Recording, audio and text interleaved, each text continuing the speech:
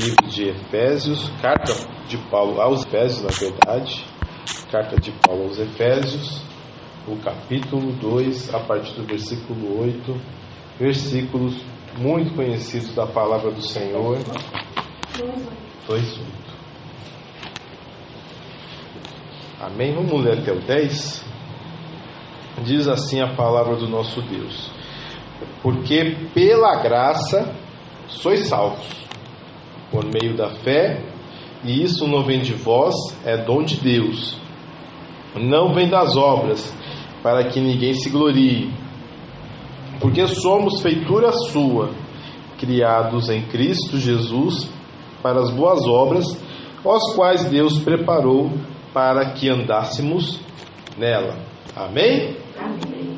Não pode se assentar em nome de Jesus. Então, em resumo, irmãos, porque eu peguei esse versículo, esse texto da palavra do Senhor na carta de Paulo aos Efésios, do capítulo 2, do versículo 8 ao 10, é a síntese do que nós temos que crer de como receber a salvação. A salvação, ela é um favor imerecido, ela é pela graça, e a gente recebe esse favor imerecido pela fé, através da vontade de Deus, e a gente não vai ser salvo pelas obras.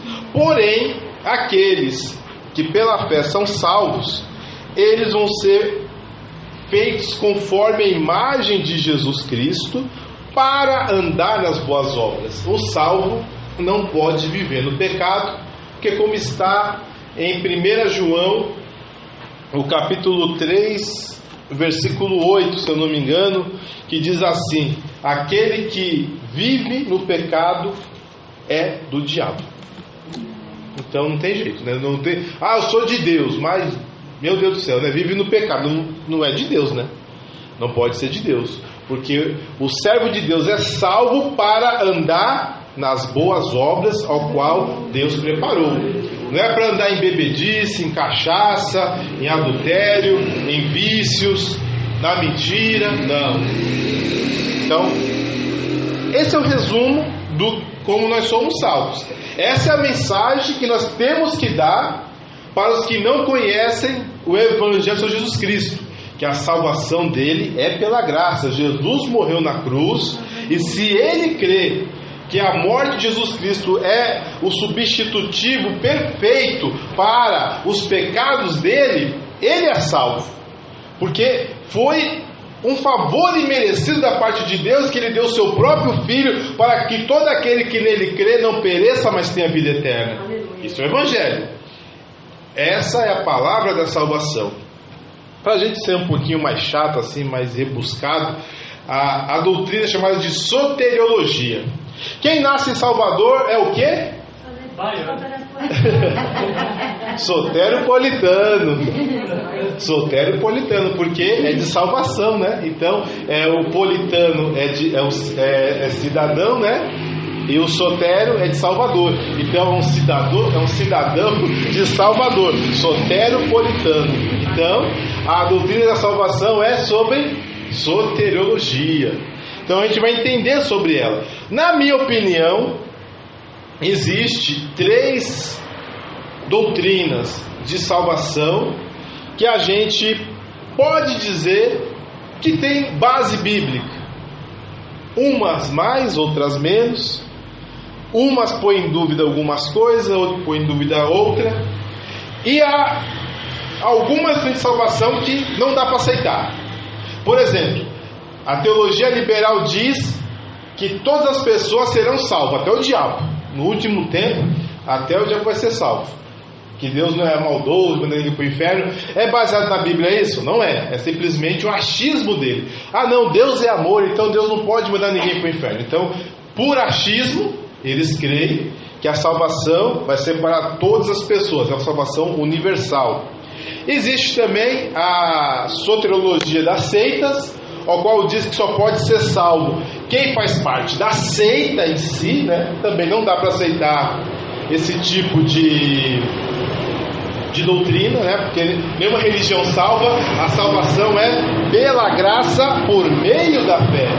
Não é eu estar na religião A, não é porque eu estou seguindo o profeta A, o profeta B. A salvação é pela fé. Então não dá para aceitar a salvação que é instalada pelas seitas. Você tem que fazer parte da seita, você tem que ser batizado na seita, tem que acreditar no profeta da seita, na profetisa, seja lá o que for para ser salvo. Não dá, isso é mentira. Então, sem chance. A salvação universal está pela teologia liberal, e a salvação através de seitas, que você precisa seguir ritos da seita para ser salva. Outra forma de salvação que não dá para acreditar, não pode ser ensinado, que a salvação é pelas obras. Por melhor que nós sejamos, por mais corretos, por mais santos, nós não podemos confiar nas nossas próprias obras para ser salvo. Não vem das obras para que ninguém se glorie. Não, mas eu jejum, eu quero jejuar 72 horas, mas não tive coragem ainda. Já foi 24, mas eu vou chegar em 72. Vai me salvar? É bom, né? É bom a gente estar em jejum. O próprio Senhor Jesus Cristo jejuou 40 dias, 40 noites. Então o jejum é bom. Porém, ele não tem poder de salvar. Eu oro 2 horas por dia. É bom, mas não tem poder de salvação. Todas as coisas que nós fazemos, louvor, leitura da Bíblia, oração, essas coisas têm que nos fazer ter mais comunhão com o Senhor, mais gratidão com o Senhor, mas elas não têm poder de salvação. O poder da salvação está na morte de Cristo no Calvário, que pela sua graça Ele nos deu essa salvação. Amém? Então, nada de obras. Não importa a roupa que nós vestimos. É aquilo que eu falo também. A pessoa diz que é salvo e anda pelado, fica difícil, né? Mas amém. Deus que sabe, né? Mas é difícil. Eu não vejo como fazer um tipo de convergência entre ser salvo e viver no pecado. Não dá. Amém?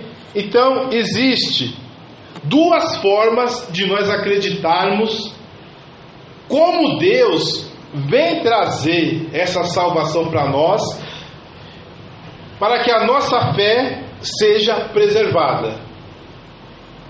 Esse é o problema. O problema é como nós temos essa fé e como essa fé é preservada. Aí tem o monergismo e o sinergismo. O monergismo é o quê? É uma doutrina segundo a qual a regeneração espiritual dos homens depende tão somente e apenas do Espírito Santo. Eu fiz uma redundância aqui terrível. Independentemente da vontade humana. O que é o monergismo? É o seguinte: o homem não quer ser salvo, e o homem não pode ser salvo, e o homem não quer ser salvo. E Deus, pela sua graça, Ele escolheu alguns para ser salvo, independente da vontade deles, porque se fosse pela vontade deles, eles queriam ir para o inferno. Ou seja, não há uma interação na salvação entre a palavra que chega até ele e Deus. Simplesmente houve um ato da parte de Deus para que a pessoa venha a ser salva. Amém? Amém. Existem versículos da Bíblia que dá para apoiar essa ideia? Tem sim. Mas podemos interpretar de outras formas, podemos talvez ler e ver alguns problemas na interpretação monergista, e tem problemas, mas existe. Não é algo absurdo. Ai meu Deus, isso não existe. Não, existe versículos, existe textos que apoiam essa posição, mas essa posição só vem existir no 4º século da igreja cristã, quando Agostinho já estava, é chamado de Santo Agostinho na igreja católica, já bem velho, quando ele foi discutir com Pelágio, que Pelágio pregava a salvação pelas obras, e ele foi radical. Ele já disse: não, a salvação é um ato totalmente de Deus. Aí ele fez toda uma teologia dizendo que era Deus que escolhia de forma, segundo um decreto dele, quem seria salvo ou não. E aí que começou a ter essa dúvida sobre a salvação. Mas até antes de Agostinho, todos eram sinergistas. O que é o sinergismo? O sinergismo crê que o homem tem algum grau de participação para receber a salvação. Ou seja, o homem é responsável, o homem e a mulher, né, pela sua crença ou descrença através do uso do seu próprio livre-arbítrio. Amém? Então, é o seguinte: o que o sinergismo diz? A salvação é pela graça, só Jesus pelo seu sangue tem poder de realmente salvar o pecador. Só que quando a mensagem do Evangelho chega ao homem, ele faz a decisão de querer crer ou não. E na minha opinião, na minha humilde opinião, eu creio que isso aqui tem mais, o sinergismo tem mais base bíblica, bem mais base bíblica. Não precisa ter muito arrodeio para acreditar realmente que a pessoa é responsável em crer ou não crer, porque é o que Jesus disse, né? E a salvação é essa, que a luz veio para as trevas, mas os homens amaram mais as trevas do que a luz, né? Então, é claro que a salvação viria para os homens, mas os homens escolheriam mais as trevas do que a luz. Então, é claro que o homem escolhe aos dois caminhos, ao caminho estreito e o caminho largo. Escolhei o caminho estreito, que leva até a porta estreita, porque largo e espaçoso é o caminho e larga é a porta que leva para a perdição. Então Jesus disse que nós temos que escolher. Então, para mim, claramente o sinergismo ele tem muito mais base bíblica do que o monergismo. Mas eu vou ser sincero, existe alguns versículos da Bíblia que dá a entender sobre o monergismo. Aqui mesmo, que a gente está no versículo diz assim, porque pela graça sois salvos por meio da fé, e isto não vem de vós, é dom de Deus. Para muitos, um calvinista leu o seguinte, que a fé não depende dele, é um dom de Deus. Mas nós escrevemos o seguinte, que a graça não depende da gente, depende de Deus. E a Bíblia diz o quê? Que a graça é um dom, né? Tá lá, porque o salário do pecado é a morte, mas o dom gratuito de Deus é a salvação. Então a graça e a salvação é um dom de Deus. Agora a fé depende de você. Você crê ou não. Amém? Depois eu vou discutir algumas coisas. Então vamos falar do calvinismo. Alguém aqui conhece a doutrina calvinista? Já leu? Já, né? Alguns irmãos já ouviram falar. Eu posso dizer que eu já fui calvinista. E por que eu fui calvinista? O problema que nós temos hoje na igreja, primeiro, muito escândalo, muito roubo, as pessoas, os líderes descaradamente pecam e não tem nenhuma responsabilidade. A gente percebe também manipulação da fé, manipula demais a fé das pessoas, manipula demais a emoção das pessoas. As pessoas não estão crendo no Evangelho, as pessoas elas estão sendo manipuladas para estarem na igreja, para terem uma boa vida, para ter família, para ter dinheiro, para ter saúde, para ter felicidade. Então as pessoas são manipuladas. E quando eu percebi essa manipulação, na verdade eu tive contato da onde veio essa manipulação, que estavam usando neurociência, que estavam usando psicologia, estavam usando táticas de marketing pesado para que as pessoas venham lotar as igrejas. Isso me atraiu para o calvinismo, porque o que o calvinismo diz? Ninguém convence o homem a ser salvo.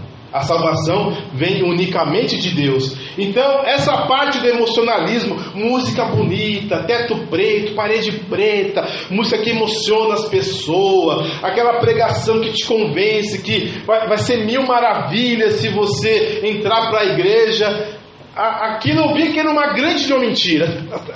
Era simplesmente a maioria, né? Tem gente que realmente é inocente, já cresceu nesse ambiente, mas quem inventou sabe que está mentindo e está fazendo para ganhar dinheiro. E aí eu falei, não dá. Essa teologia aí que emocionalista, né, que trabalha demais com a emoção da pessoa, é errada, não tem condições. Aí caí no colo do calvinismo por dois motivos. As igrejas como presbiterianos, metodistas, luteranos, anglicanos, na época, e alguns batistas, não tinha os escândalos que havia nas nossas igrejas pentecostais e neopentecostais.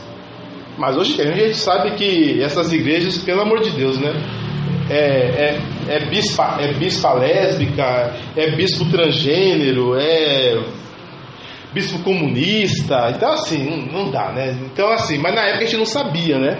Hoje nós sabemos. Então assim, nós temos o pentecostal, o neopentecostal tem seus defeitos no caráter, mas o histórico também tem os seus problemas. O protestante reformado também tem problemas no seu seio, só que eles escondem, né? O nosso já aparece logo, né? Já escancara as falhas e eles escondem um pouquinho. Amém? Então o que é o calvinismo? É a teologia que tem como principal bandeira a predestinação fatalista. O que é fatalismo? É o seguinte, isso está determinado. Tudo está determinado. Deus é soberano sobre todas as coisas. Tudo está sob o domínio de Deus. Essa parte é bonitinha. Como Criador e soberano do universo, Ele não pode ser limitado por nada. Então decreta tudo o que acontece, tudo mesmo, inclusive o mal. Deus predestinou um certo número de criaturas caídas para serem reconciliadas com Ele mesmo, e o resto para ser condenado ao inferno. Então assim, é muito bonito. Deus é soberano, Ele pela sua graça escolheu alguns para salvar. Só que tem um problema, Ele criou o homem sabendo que a grande maioria Ele escolheu para ir para o inferno. Esse é o problema. Outro problema, Deus também escolheu o mal. Se nada está fora da vontade dele, então Ele criou o mal. Ele é o criador do mal. Não é que Ele é o responsável, Ele é o criador. Mas o mal que eu digo assim, é um estupro de um adulto contra uma criança. Hoje eu estava lendo as notícias e houve um avô que foi espancado porque estava estuprando a sua neta de 5 dias. Aí ficou sabendo o pessoal e lixaram esse avô. Para a doutrina calvinista, alguns vão negar, vão enrolar, blá blá blá, mas é verdade. Na doutrina deles é o seguinte: Deus determinou isso para a sua maior glória. Por quê? Em que Deus é glorificado com um pecado tão grande como esse? Eu não tenho a mínima ideia. Mas para eles falam: quem és tu para falar para o teu Criador o que fazes? Mas para mim, Deus é tão puro de olhos que Ele não pode ver o mal. Mas para eles é normal que, na teologia deles, já é normal que Deus possa ter decretado isso. E eles não vêem problema nenhum nisso. É que a gente não compreende a mente de Deus, então Deus decreta essas coisas, mas tem um propósito. Eu não consigo entender.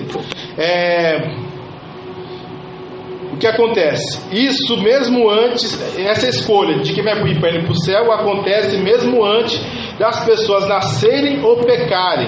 As pessoas nascem salvas ou nascem perdidas. A salvação pode ser resumida nos 5 pontos que houve no Sínodo de Dort. O Sínodo de Dort é uma cidade que tem lá na Alemanha. Aí em inglês é Tulip, mas em português é depravação total, ou seja, todos os homens estão totalmente depravados. Eleição incondicional, a pessoa é eleita para ser salva e não há nenhuma condição para que ela seja eleita. Expiação limitada, nem todos vão conseguir ter a expiação dos seus pecados. Jesus escolheu algumas pessoas para ter essa expiação. Graça irresistível, a pessoa que é salva, ela vai receber o chamado e não tem como resistir. E perseverança dos santos, quem é salvo vai continuar salvo para sempre. Então esse é o tal do tulip, né? Aí em inglês eu não vou tentar ler aqui em inglês não, mas é total deprivation, unconditional election, limited extension, irresistible grace, coisas assim. Aí dá tulip. E como eles creem na eleição? Acreditam na eleição do indivíduo por meio de um decreto divino. Ou seja, a pessoa é salva não porque ele ouviu o Evangelho, não porque ele creu no Evangelho, não porque Jesus morreu na cruz, mas porque Deus, em algum momento, de forma misteriosa, decretou que aquela pessoa seria salva. E aí que está o grande mistério. Se Deus tinha um poder de decretar quem seria salvo, porque Ele permitiu Jesus morrer na cruz e não deu um decreto para a pessoa ser salva sem precisar do seu filho morrer na cruz? Então nem tudo é bem respondido, mas os irmãos entenderam? Então essa é a doutrina calvinista. A pessoa é salva não totalmente pela a morte de Cristo na cruz, mas ela é salva porque Deus decretou na eternidade que ela seria salva. E como ela vai ser salva? O calvinismo crê o seguinte: é pela fé, por meio da graça. Mas eles usam o exemplo de João capítulo 11 da ressurreição de Lázaro, ao qual Lázaro estava morto e Jesus chamou ele, e ele saiu da tumba e saiu andando com as suas faixas. Amém? Qual que é a explicação calvinista? Que primeiro Lázaro ressuscitou, depois Jesus chamou ele e ele saiu andando. Que a salvação é assim: primeiro nós estamos mortos, Deus nos regenera, nos dá fé. Nós estamos mortos, Deus nos dá fé. E quando ouve o Evangelho, você crê. Mas por quê? Primeiro Deus te regenerou para que você ouvisse a palavra e você cresce na palavra. Não é como a gente crê. A gente crê o seguinte: eu ouço a palavra, eu creio na palavra, então o Espírito de Deus me regenera. Eles é o contrário. Primeiro o Espírito de Deus te regenera, te faz você ter vida, para você ouvir a palavra e você crer. Amém? Alguma dúvida, irmãos? Está confuso? É confuso. Amém. Então vamos lá, de novo. É assim. Entendeu? Mas é confuso. É que a gente não costuma ouvir, né? Então, mas é assim que eles creem. E assim, está na Bíblia? Não está, porque a ressurreição de Lázaro é uma palavra sobre salvação? Não, é uma palavra sobre milagres, sobre sinais, maravilha. Foi um sinal de maravilha, de milagre que o Senhor fez para mostrar que Ele tem poder sobre a morte. Não salvação. Quem garante que a menina, filha de Jairo, se salvou? Ela foi ressuscitada, mas eu não sei se ela se salvou. Eu não sei se o filho da viúva de Naim foi salvo, mas ele ressuscitou. O que Jesus fez ali? Milagres. E aquelas várias pessoas que foram curadas, não teve 10 leprosos que foram purificados e só um voltou? Receber milagre não é certeza de salvação. Tanta gente que recebeu milagre e não está na igreja, não quer saber de Jesus, mas recebeu milagre. Então assim, o que aconteceu com Lázaro não tem como ser uma analogia sobre salvação, porque a salvação calvinista não está na Bíblia. Mas como a gente se torna calvinista? Primeiro, a gente ouve a palavra de Deus nas nossas igrejas, se escandalizamos com a nossa igreja, aí a gente vê pessoas como John Piper, como Charles Spurgeon, como Paul Washer, né? Como Augusto Nicodemos, Hernandes Dias Lopes, são todos calvinistas. Aí eles pregam bonito, pegam certinho, tem uma palavra assim, tudo na Bíblia. Nenhum deles é adúltero, nenhum é bandido, nenhum está dando de jet ski, nenhum está dando de iate, está dando de jardim para cima e para baixo, não tem um montão de diamante. Então você olha assim, esses são homens de Deus.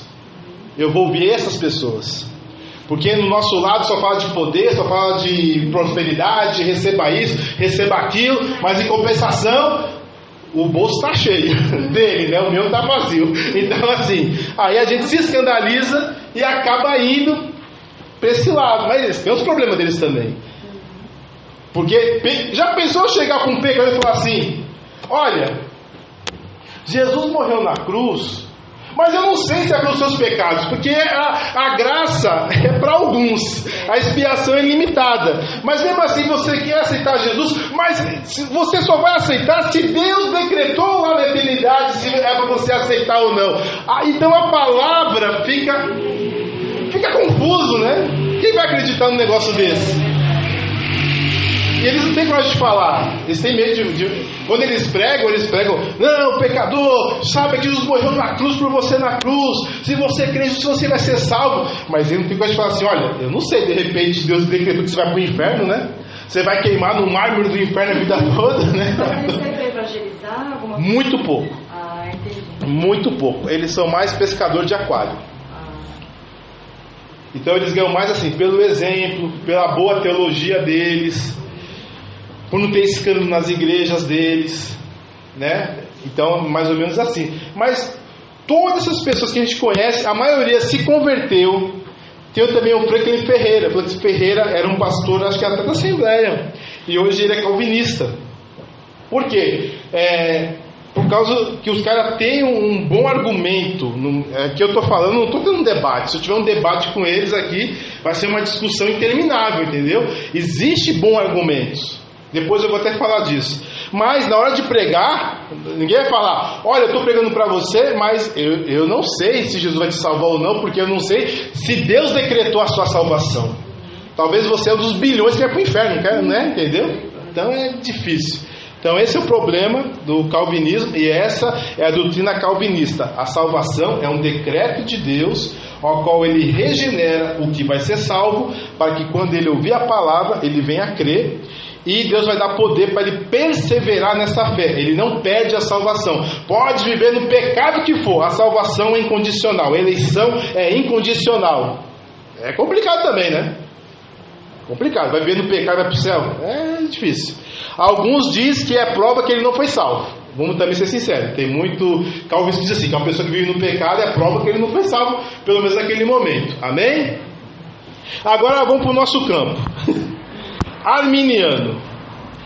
Primeiro, né? Calvinismo vem de João Calvino. Ele era francês, baita de um teólogo, assim. Eu li algumas coisas do Calvino, cheguei a ler algum livro dele. Não li as Institutas, são 12 volumes, é muito grande. Ele foi o primeiro teólogo a sistematizar as doutrinas cristãs segundo as crenças dele. Então, assim, é uma pessoa muito inteligente. E ele era monge agostiniano, e como monge agostiniano, ele trouxe para o movimento dele a doutrina da salvação segundo Agostinho. A mesma coisa Lutero, a mesma coisa John Knox da Escócia, a mesma coisa também, como é aquele cara? Esqueci o nome dele. Da igreja anglicana, eu sabia o nome dele, esqueci. Que também trouxe essa parte da doutrina. Acho que é Crowder, o nome dele é Crowder. Acho que é Thomas Crowder. Thomas Crowder. O nome dele é Thomas Crowder, que trouxe para a igreja anglicana também a doutrina calvinista. E também Zwingli, lá também da Suíça, também tinha também a doutrina também agostiniana.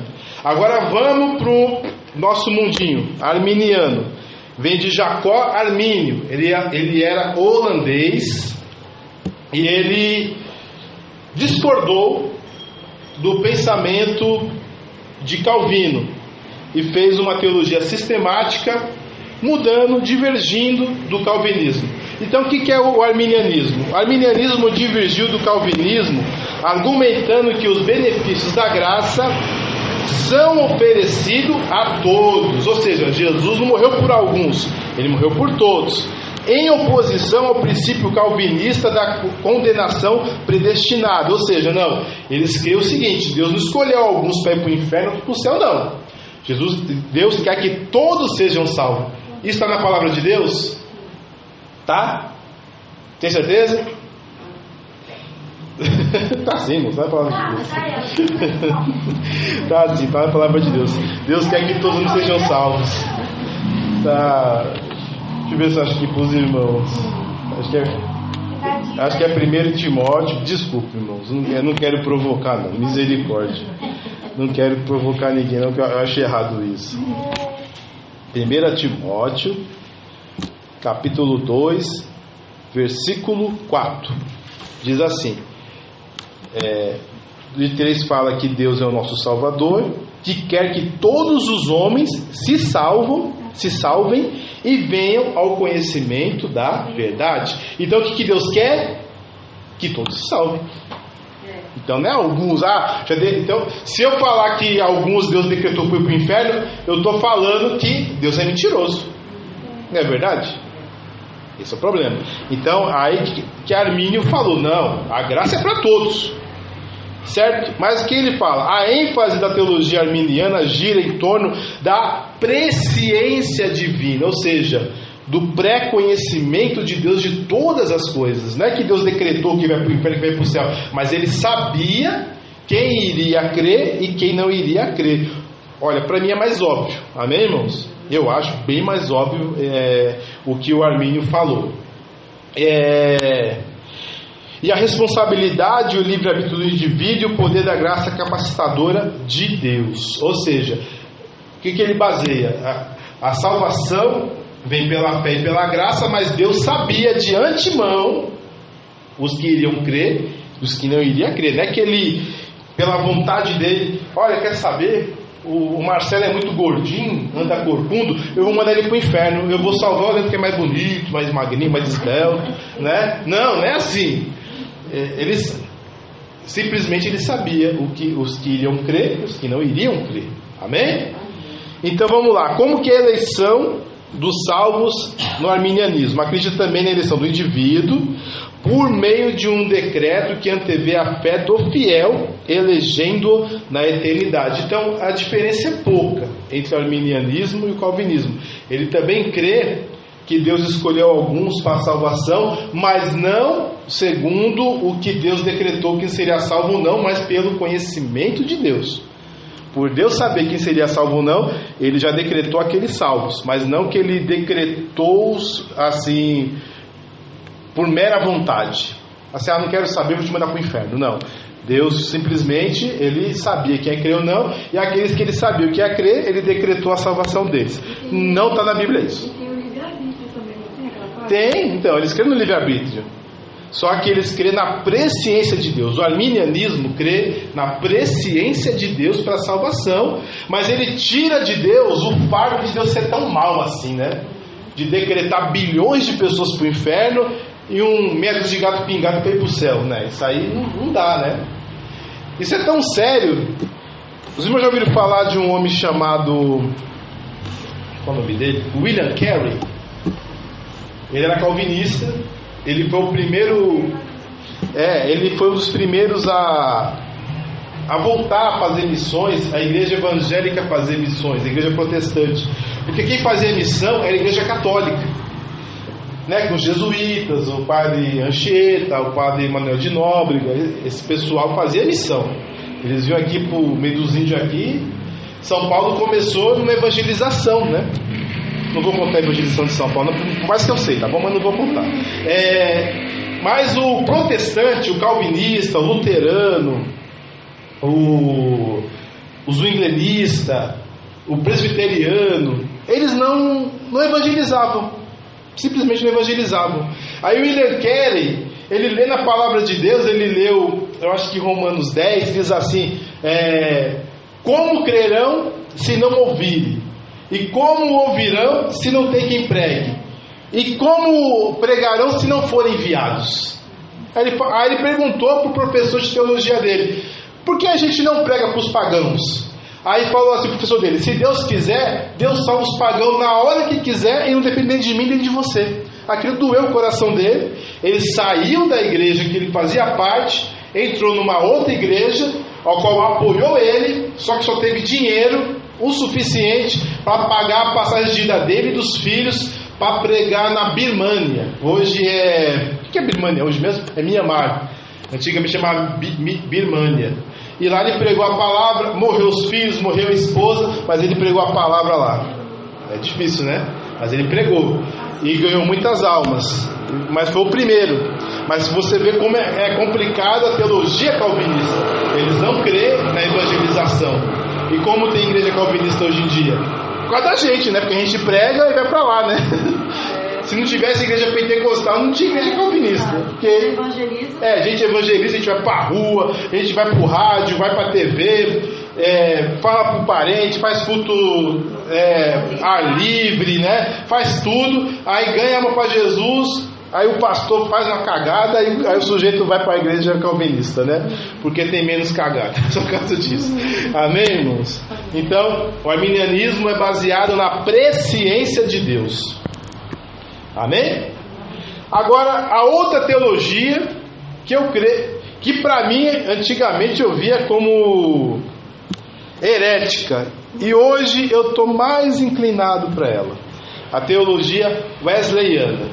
Eu gosto da arminianista e eu gosto da wesleyana. Wesleyana é de John Wesley. John Wesley é o fundador da igreja metodista, né, junto com o irmão dele, Carlos Wesley em português. E que a teologia wesleyana diz? Ela praticamente é de cunho arminiana, sim, embora a principal doutrina destacada por Wesley fosse a justificação pela fé através de uma experiência súbita de conversão. O que isso quer dizer? Quando você crê em Jesus de todo o coração, a sua vida muda na hora. Eu acho meio radical. Eu acho que por mais que você crê, nem sempre a santificação ela é instantânea. Tem pessoas que têm essa santificação instantânea. A pessoa fuma, aí ele crê em Jesus, no outro dia não põe um cigarro na boca. Existe isso, mas tem gente que é mais demorado, luta mais, né, pelos pecados. Só que o Wesley acreditava que se a pessoa tem uma experiência de fé em Jesus, a conversão dele é repentina, ele muda de uma hora para outra. Também se destacava a doutrina da perfeição cristã, ou do perfeito amor, segundo o qual era possível a perfeição cristã absoluta ainda nesta vida. Aí tinha alguns críticos que dizem assim: mas como a gente pode ser perfeito? Se a Bíblia diz assim, se nós dissermos que não temos pecado, nos fazemos mentirosos. Aí o que ele dizia? Não, que ele propunha a perfeição sem pecado e nem a perfeição infalível, mas antes a possibilidade da santidade do coração. É assim, por mais que você peca, o seu coração quer servir a Deus. Não é que você peca deliberadamente. O pecado é um acidente. Você não tem alegria em pecar. O pecador, ele tem alegria em pecar. Tem gente que hoje estava contando as horas para sair do trabalho e ir pro bar, tomar cachaça, usar droga, tentar ver alguém para se prostituir. Não é verdade? Então essa pessoa tem felicidade no pecado. Esse é um pecador. Um crente em Jesus, ele peca acidentalmente. No coração dele, ele não premeditou pecar, mas pecou, né? Acaba pecando. Isso traz o quê? Pesar para o cristão. O cristão fica triste. Um salvo em Cristo Jesus fica triste quando peca. Agora, um ímpio se alegra, né? Você vai perguntar para um ímpio: já peguei tantas mulheres, já namorei tantos homens, já fumei tudo, já cheirei tudo. Então tem alegria de pecar. Agora um salvo sofre quando peca. Essa é a diferença. E é isso que o Wesley falia, isso que o Wesley estava falando, que a santidade no coração, que quer ter um coração perfeito, um coração puro. Sobre a eleição dos salvos, o que acredita o wesleyano? Acredita na eleição corporativa, ou seja, na eleição da igreja.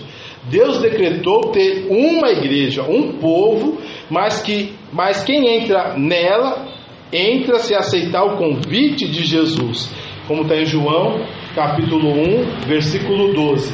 E veio para o que era seus, e os seus não receberam, mas a todos quanto receberam, Deus deu o poder de serem filhos de Deus.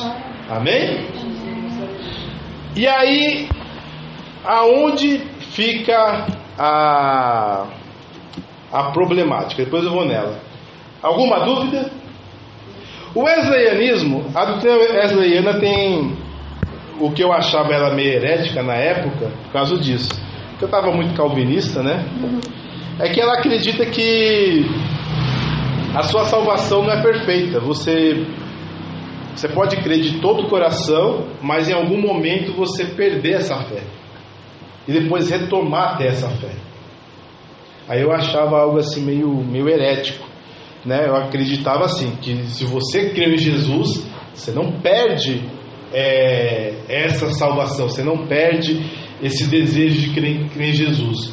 Mas a palavra de Deus dá abertura, principalmente no livro de Hebreus, e também aqui em Timóteo, também, acho que é 2 Timóteo, o capítulo, acho que é 4.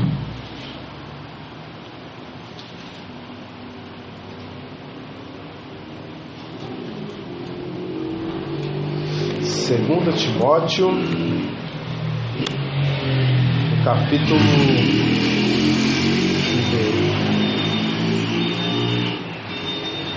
capítulo 3, versículo 14 em diante.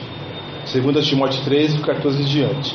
Tu, porém, permanece naquilo que aprendeste e que foste inteirado, sabendo que tens aprendido, e que desde a tua meninice sabes as sagradas letras, que pode fazer de sábio para a salvação pela fé que há em Cristo Jesus. Ainda não é essa parte. Deixa eu ver se eu consigo achar aqui. Deixa eu dar 1 Timóteo, não é segunda, 1 Timóteo capítulo 4, a partir do versículo 15, diz assim a palavra do Senhor: medita estas coisas, ocupa-te nelas, para que o teu aproveitamento seja manifesto a todos. Tem cuidado de ti mesmo e da doutrina, persevera nestas coisas, na doutrina e cuidar de ti mesmo, porque fazendo isto, que perseverar, te salvará tanto a ti mesmo como aos que te ouvem. Ou seja, você pode perder a salvação, segundo essa palavra, se você não perseverar na doutrina e não cuidar de ti mesmo. Se não cuidar de si mesmo e não perseverar na doutrina, você pode perder a salvação. Por isso que é importante a gente cuidar bem da nossa fé e também da pura palavra de Deus, para que possamos ser salvos, não somente a nós, mas também os demais que nos ouvem. Então essa é a base do wesleyismo, que a pessoa pode perder a salvação, e também o que está lá em Hebreus capítulo 6, né? Que aqueles que uma vez foram salvos, foram iluminados e se perderam, né? Não pode voltar até o arrependimento. E também Tiago diz que para a gente convencer o nosso irmão que está em pecado, aquele que convenceu um desviado, encobrir um mundo de pecados, né? Então assim, existe parte da palavra de Deus que diz que a pessoa pode perder a salvação, pode se desviar. Já o calvinista não crê nisso. O arminiano puro crê que talvez ele não foi salvo ainda, mas depois será de verdade. Mas o wesleyano crê que há essa possibilidade, a pessoa crê de todo o coração, mas depois perder essa salvação e depois recuperar de novo. Problema: Deus escreve e apaga o tempo todo no livro da vida? Esse não é o problema, né? Os irmãos acham que a pessoa aceitou Jesus. Primeira coisa, levantar a mão na igreja não é ser salvo, amém? Isso é decisão. A pessoa é um emocionalismo muito forte, há uma pressão para a pessoa crer, né? Aí a pessoa levanta a mão, cuidado com isso, né? Então emocionalismo não é salvação. Mas vamos dizer assim, a pessoa crê em Jesus, aí Deus escreve o nome do livro da vida dele. Eu fui embora, então eu vou apagar. Voltei, vou escrever de novo. Eu acho que Deus não perde esse tempo, né? Por isso que eu creio no arminianismo assim, porque realmente Deus sabe as coisas, Deus sabe quem vai crer e não vai crer. Só que existe partes da Bíblia que faz a gente pensar que Deus conhece não só de antemão, mas Ele conhece as probabilidades das coisas acontecerem ou não. Amém? Amém. Verdade? Porque vamos para a palavra do Senhor? Vamos para a palavra de Deus. Vamos para o livro de Mateus, quando Jesus está chegando em Jerusalém. Vou olhar aqui para os irmãos. Mateus, acho que é o capítulo 20.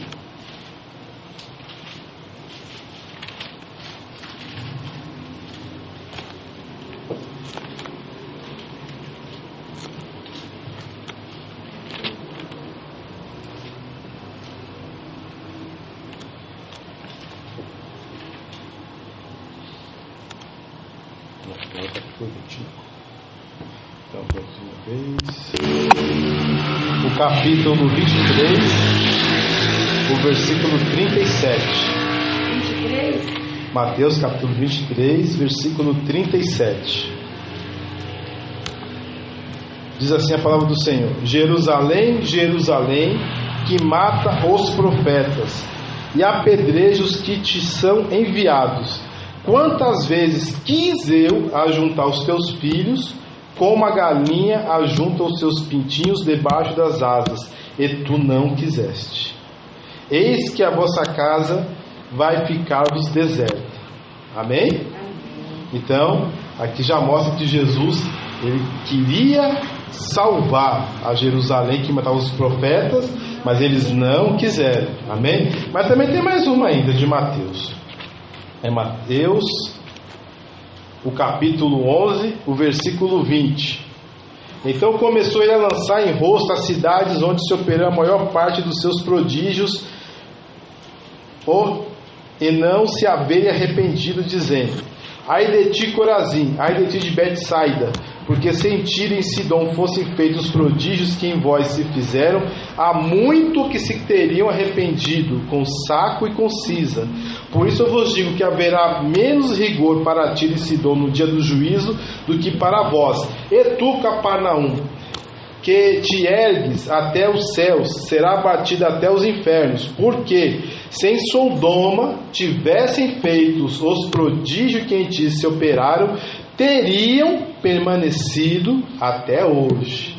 Isso aqui é a presciência de Deus da probabilidade. Ou seja, se o evangelho fosse pregado em Tiro e Sidom, eles já teriam todos se convertido.